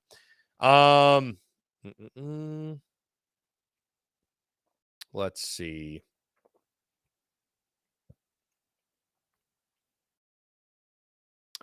Bruce says, what's on Beamer's post-game press conference bingo card this week? God, I don't even know, man. I don't even know, truly. Steve Austin says, we should beat UK every year. Football is our number one sport. The South Carolina high school football landscape is much more loaded with talent than the state of Kentucky's. Steve, I hear you, but you got to put respect on what Mark Stoops has built. That's all I'm saying. You got to put respect on it, my guy. Steve Austin, I understand everything you said, Chris, but unfortunately, I have to go with Kentucky because of the coaching. They will come in with better game plans, and they will definitely make better adjustments. Again, Steve, what you're saying is fair. I don't feel good about my pick. I'll be totally honest with you. I don't feel good about it. Like, there are a lot of times I make a pick, and I'm super confident. I'm like, this is a no-brainer. This is a pick this week, Steve. I don't feel good about it. I just don't. Like, you look at this game. Kentucky's the better football team. South Carolina is at home at night. It's like, what do you believe more in? And I guess what scares me, like, guys, I'm going to tell you right now, if this was a noon kickoff, I'm picking Kentucky. No question. I'm picking Kentucky. No, if it was a 3:30, I'm still probably picking Kentucky. Like, I think they are the better team. But the better team doesn't always win. The better team doesn't always win. Bottom line, guys. And so I just, Spencer Rattler at home, he's been a different animal. He's been a different beast. I don't know, man. It's until I see Spencer Rattler play poorly on the home field, it's hard to go against him. Chuck Burkett, wouldn't surprise me if you don't see number 3 in pregame warmups and drills. If nothing else makes Mark Stoops say, shit. Chuck, he won't even dress out, so you ain't going to see Juice Wells in pregame warmups, I can assure you. Steve says, UK is favored barely. Today it looks like USC's plus 1.5. That's about as close to pick 'em as you can get. Pleasantly surprised by that line. Really thought UK would be favored by a lot more. I mean, listen, man, the home game atmosphere. I mean, again, the home game atmosphere. The home game atmosphere makes a difference. John Edward, I'm not saying don't be critical. Just find more joy in winning games. John Edward, I'm to a point. You know what's a good way to piss me off? To tell me to find some joy. Especially if South Carolina loses. And we just give it a rest, man. 4-6. Give it a rest. Give it a rest. Travis Allen, is there a shutdown defense in college football today, or is the offensive side of the ball that much better? Travis, there there are obviously some defenses that are better than others. I mean, that goes without saying. I mean, I think Georgia, you look at Georgia's defense, Tennessee's defense, their front seven, although they got exposed against Mizzou. But I mean, Travis, to your point, it's about scoring points. I mean, you're not going to win a national championship unless you've got an offense that's averaging 40 a game. If you don't have an offense averaging 40 a game, you don't have a chance to win big. You don't. You just don't. Like, that's the way that football is now, college football especially. So you got to score to win. You got to score to win, man. Bottom line. Let's see. Going through your questions. Ethan K says, Dabble is waiting on Pittman's decision, it sounds like. He may go back to Arkansas. Who knows, man? Nothing's off the table. I don't think it will happen, but I mean, nothing would surprise me. Cameron, Nove Beamer. I like it. I like it a lot.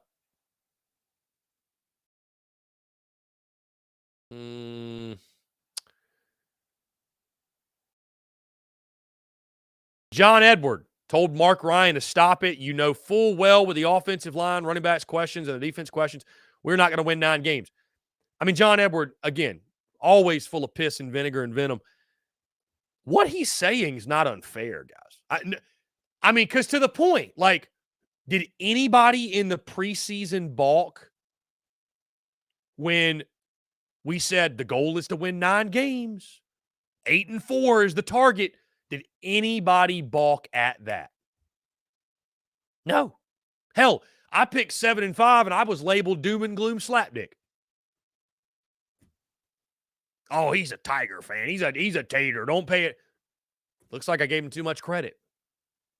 So, bro, I don't care if Carolina beats Kentucky and Clemson. They go 6-6. They go to the whatever bowl. This season still was a failure. Like, bottom line, this season was a failure. It's even more of a failure when you look at it and say, damn, you had Spencer Rattler playing at what level and you won 6 games? The last 4 games cannot make you forget what the season was, especially when 2 of those 4 were against Jacksonville State and Vanderbilt. Jesse Jacobs, Chris, are you and Beamer on good terms? LOL. As far as I know, Jesse, as far as I know, I would say so, but, you know, I have no idea. I have no clue. I've DM'd back and forth with Beamer before within the last couple months. Lighthearted stuff, nothing crazy. But if Shane Beamer has a problem with me, with TSUS, with the way I operate, he hasn't made it known to me and hasn't publicly said it. So I have no reason to believe, still follows us on social media. So, I mean, I have no reason to believe that there's any ill will or distaste there, but you never know. I have no idea. You'd have to ask Jesse, Shane Beamer. Maybe you can call into his call-in show tonight and ask him. Because, I mean, as far as I know, we're good. But you never know. You never know what people might think. So, Ranger Ryan, looking forward to baseball season. Me too. Excited for it. Let's see. We do have a voicemail, I think, that just came in. Let's see what this is. Okay. That must be a spam call or somebody had the wrong number because that thing was going to a signal. Ranger Ryan, ignore the negativity, Chris. There are plenty of level-headed fans that appreciate what you do. I mean, Ranger Ryan, and those are the ones I choose to focus on, and I will continue to focus on, and I appreciate that. I was just making the point that, like, you can't move the goalpost now. You can't all of a sudden say, well, it's because of these issues and these issues. Guys, I mean, I go through every season, every preseason, and I grade out each position unit. And I gave the D-line a C. And I had a player's mom in the comments, even the haters got a job to do. Well, this hater does his job real well because I tell you what, I called out some issues, and guess what happened? They followed suit. So you want to label me the hater, I'll do my job, and I do it damn well. I can tell you that right now. So if you're parent of a player, get off social media. Get off. You look silly. You look foolish. Get off of social media. Anyways, no, but I do these grades and everything, and I graded the O-line a D+, a D. How dare you? That O-line's going to come together. I had a guy on social media, forget what his name is, wanting me disbanded from the fan base because I said the offensive line wasn't going to be very good this year. God forbid they give up 9 sacks in one game. First game of the season. I could go on and on and on. So all that to say, hey, just because you got midseason and realize that deficiency here, deficiency there, it doesn't mean you move the goalposts on the expectations. And that's if you get to 6 wins. You lose one of the next 2. I mean, I won't have to explain that this season was not a success, right? So it's a huge game. I mean, I will say this, guys, like the next 2 weeks, like with that all being said, getting to bowl eligibility is a big deal, right? Because you talk about sustaining your program and in the midst of a terrible season, at least getting to postseason play, at least getting extra practices, probably getting Lenoris Sellers' feet wet. So it's a big deal to get that. It's a big, big deal. Travis Allen, shot. We haven't seen any of the Landon Sampson with the hype that was behind him. Travis, I think he's dealing with some stuff personally. I have no idea, though. But, I mean, to that point, Travis, I'll tell you this. To that point, I mean, I'm not saying somebody's going to tell me to find some joy, but, like, I'm just always, like, in recruiting, I'm always a wait-and-see kind of guy. I'm always wait and see, man. Like, I just – dude – I haven't been a Gamecock fan for, say, 50 years, 40 years, whatever. I haven't been alive that long. But, like, those of you who have, I'm sure, can attest. Like, the overhyping of some recruits and some players every year, man, it's exhausting. Guys not living up to hype. So, like, even guys, admittedly, hey, I'm going to tell you a secret. Even Lenoris Sellers. I mean, I think it's exciting to see what he's doing, and there's promise, but guys, I'm not getting overboard with it. Like, I will happily allow Lenoris Sellers to show me, to prove it to me, because I got hyped about McElwain, I got hyped about Nunez, I got hyped about Holinsky, I got hyped about Bentley. I mean, it's just like the list goes on and on. I had people telling me Dakereon Joyner was the next greatest thing at quarterback, and none of them panned out. So you know what? With Lenoris Sellers, I think it would be in the best interest of Gamecock fans to be excited, be pumped up, but don't put crazy expectations on this kid. Like he's the savior of Gamecock football. He's the next coming, because there's been a lot of saviors of Gamecocks football. There's been a lot of next comings of Gamecocks football that haven't panned out, man. That haven't panned out. So I just say, like, let Lenoris Sellers go through his progression. You know, next year's probably going to be somewhat tough schedule, youngster. He's going to take some licks. He's going to go through the growing pains. Connor Mitch. I mean, dude, the list goes on and on. So not saying don't be excited, but just don't put crazy expectations on the kid. You know, don't put insane expectations on the kid. You know, that's all I'm saying. So you don't have to heed that advice, but I'm just not going to put these unfair expectations to where it's like, if he doesn't throw for 3,000 yards next year, he's no good. He's not who we thought he was. That's not fair. Jesse Jacobs, how do I get to call in the call-in show? Because I'm 100% going to ask that. Jesse, it's tonight at 6, I think. Yeah, 6 o'clock, his call-in shows. So they got a number you can call in, and boy, I don't know what, like Jesse, to that point, I don't know what they would do, because Shane Beamer's not going to, you know, I don't know. That'd be funny. That'd be funny. They'd probably block your number and ban you for life, but it would be funny. Let's see. Eric says, Chris Sam, I realize lots of Carolina fans overhype any player based on one performance. And again, that's not to say don't be excited. Nobody's saying that. I'm just saying that, you know, let Lenoris Sellers' career play out. He's got the potential. That's the exciting part. Like, he's got the tools. He's got everything he needs. If they can put the pieces around him, that's the biggest problem right now. Steve Austin points it out, which love the name. We have a top 5 quarterback in the nation right now, and he can't save us. Lenoris Sellers will only be as good as the pieces around him. So they got to get the offensive line shored up. They got to have a stable of running backs to give a running game. They got to have the weapons on the outside and at tight end. Like, they got to have those guys. Now, I'm not going to sit here and tell you I'm not excited for, like, the running ability that Sellers brings and all that, but, you know, I just think it's wise to keep the expectations fair, allow him time to grow, allow him time to thrive. And from that point, guys, I mean, I would agree with you on this. I think the Shane Beamer tenure, the Shane Beamer era, and the Dowell Loggins era will be determined by what they do with Lenora Sellers. Do they get the most out of Lenora Sellers? That's what it's going to come down to, right? Anyways, guys, 843-790-3377. That's 843-790-3377. You can call, you can text, what have you. Gamecocks and Wildcats doing battle Saturday night. Guys, tomorrow we will have Jake Crane on the show. We're going to go 9 to 11 tomorrow morning, though. 9 to 11 a.m. Eastern. Again, guys, like I mentioned, I got to get out of town to deliver some towels to Columbia, South Carolina. Our merch guy going to be there selling merch at the S&G parking lot outside of Williams-Brice Stadium.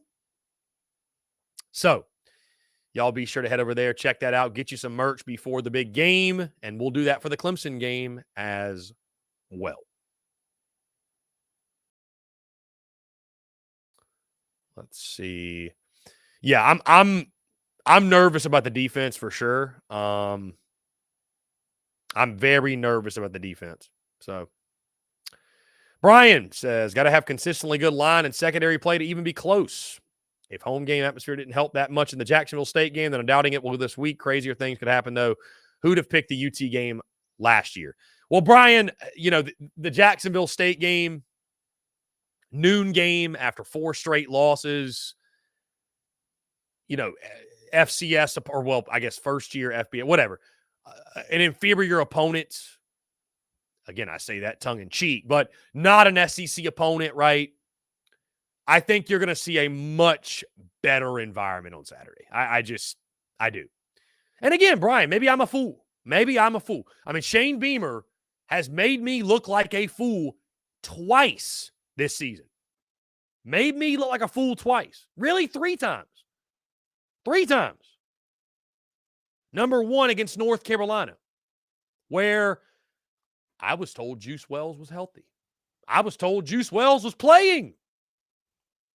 Had I known, had I stuck with the injury report I heard, I would have picked UNC to win the football game. But I heard Juice was playing. I said, nah, man, Gamecocks have got it. You get blasted. Then yet again, in the Florida game, I thought South Carolina at home, get the job done, right? Nope. Fooled yet again. And then for a third time, for whatever reason, the dumbest pick I've had of the season, pick South Carolina to beat Mizzou on the road. Man, that Beamer magic, man, they're going to find it. This is when they do the unthinkable, backs against the wall and win one they're not supposed to. And boy, Missouri shoved that up my rear end really quick. So you would think by now I would have learned my lesson, but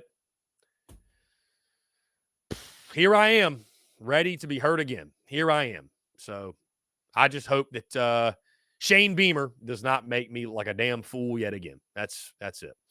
M. Colt Outdoors. I'm just worried the Kentucky running back's going to have a game like Darren McFadden had back in the day against the Gamecocks. I don't see USC defense stopping the Wildcats running game. Again, M. Colt, that's very fair. I mean, I think Ray Davis is going to get his.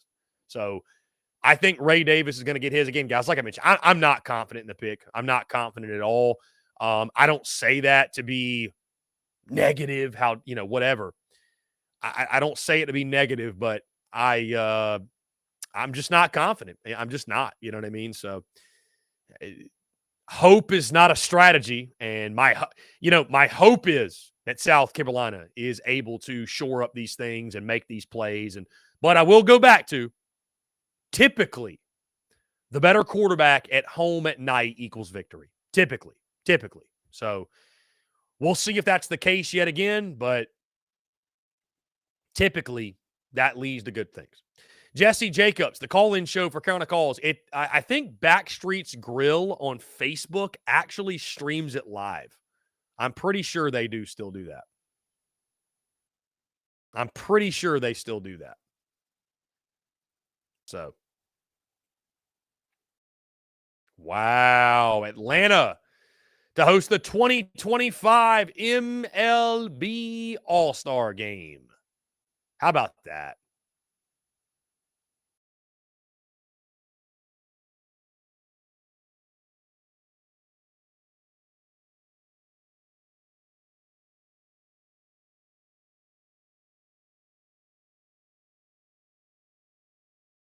That's awesome. That'll be an awesome time, man. That'll be a great time. I might have to venture down to old Atlanta. Lucas, South Carolina's defense will sell out to stop the run, and the Kentucky quarterback will gash our secondary, which doesn't exist. South Carolina again making mediocre quarterbacks look like Heisman candidates. Billy Cotton, will our center cost us this game? How many bad snaps has he had? Yeah, Nick Gargiulo's struggled, man. Nick Gargiulo has struggled and struggled mightily. John Edward on Facebook. You have a great show, Chris. Thank you, John Edward. I appreciate you. And I appreciate you chiming in, John Edward. You're a great commenter. You're a great guest. You're a great consumer. I appreciate you greatly, my friend. I appreciate you greatly. Truly, truly. Yeah, Nick Gargiulo got to be better. Bottom line. I know my guy John Rice is in here talking about why do you think about the Dabble Loggins. I don't think Dabble Loggins is going anywhere. I mean, I don't think Dabble Loggins would leave South Carolina for the same exact position in Arkansas. I don't see that. Yeah, I don't see that. So.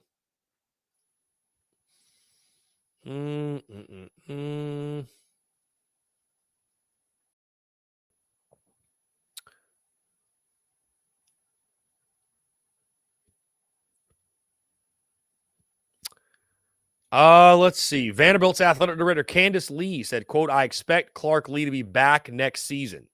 She also admitted that there are some problems that need to get fixed for the pro football program to continue progressing. Interesting.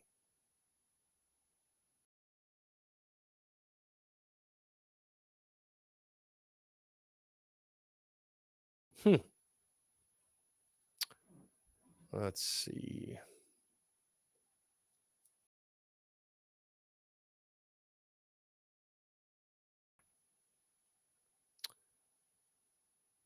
Yeah, I think it's going to be a high-scoring game, guys. I think it's going to be a shootout. I think it's going to be a wildly entertaining game.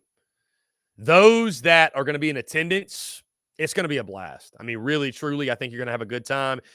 DeRude in town. I mean, I'm somebody correct me if I'm wrong, but I don't think it's been announced as a sellout, which stuns me. That stuns me. I can't believe that.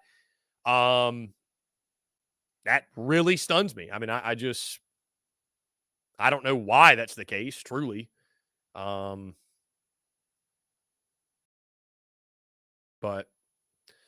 I don't know.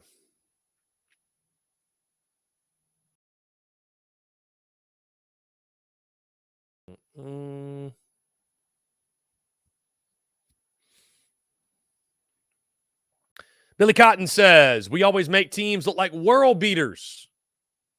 LOL at FSU game. We got drilled 59-0. When did that happen? I don't recall that. Anyways, guys, Gamecocks basketball taking on Gamecocks women's basketball taking on Clemson tonight. I couldn't spit that out for some reason. That should be a blowout. Massive blowout. Men return to action tomorrow night. DePaul is on the schedule. Guys, as we close out here on this 2 o'clock, or as we close out today, I will say this, guys. I've been very transparent with you all throughout the history of the Spurs Up Show, my time as an entrepreneur. And there will be a time in the coming weeks, I will say, where I will have a big announcement for you all and an update. It's not the timing right now. It's not the time right now because we are in the midst of football season. We're focused on these games, and that's what you guys care about and are worried about. But as I mentioned earlier in the show, I've got some things that are going on behind the scenes, business-wise, content-wise, merchandise-wise, I mean, all across the board that I'm really excited to share with you all. And I promise that when the timing is right, I will do that. And the timing is coming sooner rather than later. So I'm excited for all of that, guys. Again, I appreciate you all tuning in. We have hit 2 o'clock here on this Thursday. Be sure you hit that subscribe button on YouTube, guys. Hit that bell icon so you get notifications when we go live, when we drop new video content as well. Also subscribe on iTunes, Spotify, Google Podcasts, wherever you get your podcast. We are at the Spurs Up Show there. You can check us out. We drop daily pods. And, of course, guys, stay tuned to social media content, bleeding out the eyeballs. One last question here. And I think this comes from Robbie Davis. Let me check here. 2 things from Robbie. Clayton White needs to be fired. We need to go after Zach Arnett. If we want to get the next level, Beamer has to make home run hires, and Arnett is a home run hire. Okay, this is not Robbie Davis, by the way. This is somebody else. I would agree Arnett's a home run hire. I don't think they're going to get him, though. I think Arnett's probably going to go to Southern Cal. Final thing. If we lose against Kentucky, does Rattler sit the Clemson game out? And if he does, do they let Lenora Sellers start? No chance Spencer Rattler would sit the Clemson game out. No chance. No chance whatsoever. I'll leave it at that. Guys, that's going to do it. Appreciate you all tuning in. Thank you all so much. Y'all have a great rest of your Thursday, and we will talk to you all tomorrow.